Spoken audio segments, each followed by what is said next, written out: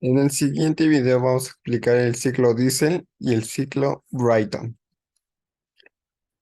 El ciclo Diesel corresponde a un motor de combustión interna en el que el calentador ocurre a presión constante, dejando expandir el gas en el encendido de la mezcla. En este ciclo no se lleva a cabo la chispa para mantener la combustión. Ahora bien, como podemos observar la gráfica que es de presión contra volumen, se puede observar el ciclo, que vamos a explicar a continuación. Como primer paso, va de E a A, donde el pistón baja con la válvula y aumenta la cantidad de aire. Esto quiere decir que la presión permanece constante, pero hay un aumento en el volumen. Después, de A a B, el pistón sube comprimiendo el aire. Esto quiere decir que el proceso es adiabático. Esto, en otras palabras, quiere decir que el volumen disminuye y la presión aumenta. Y es donde ocurre la compresión. Después de B a C, lo que ocurre es que la presión se mantiene constante, pero hay un ligero cambio en el volumen.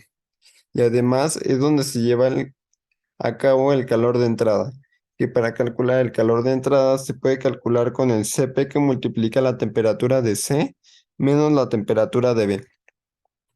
Después se lleva a cabo la expansión, que va de C a D, donde se realiza un trabajo. Esto quiere decir que el volumen aumenta, pero la presión disminuye. Y finalmente, de D a A es donde se abre la válvula y el gas sale al exterior. El volumen se mantiene constante, pero la presión disminuye. Y ahí es donde se lleva a cabo el calor de salida. Para calcular el calor de salida es con la siguiente fórmula, donde el calor 2 o calor de salida va a ser igual al Cb menos la temperatura de A menos la temperatura de D. Temperatura de A menos temperatura de D. Y de A a E nuevamente se lleva el ciclo.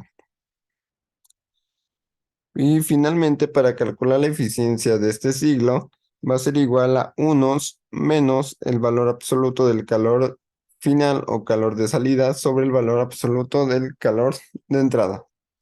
Ahora bien, vamos con el ciclo Brayton. El ciclo Brayton, en una forma más sencilla, es una forma de compresión adiabática en una etapa de calentamiento isobárico y una expansión adiabática. Prácticamente este ciclo es utilizado para las turbinas.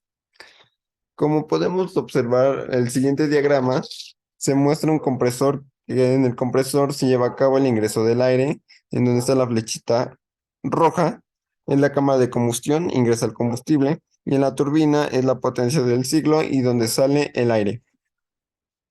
Ahora bien, vamos a explicar paso a paso cada ciclo.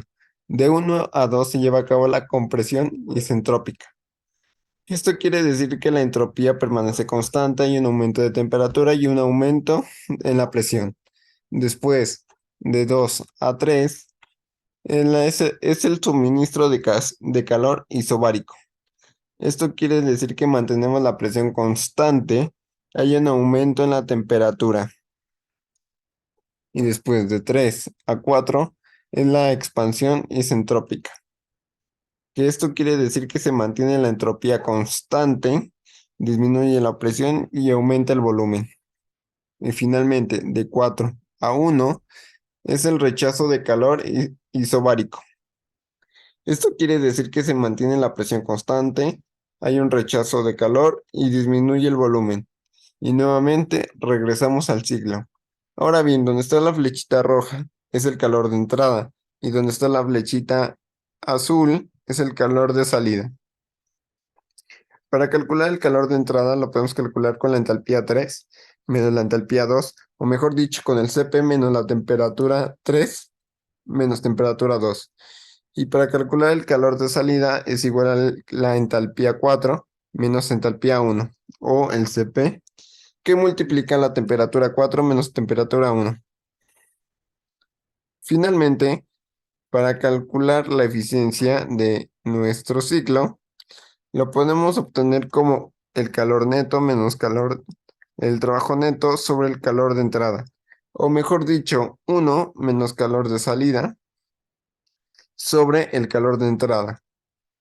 Y esto ha sido todo.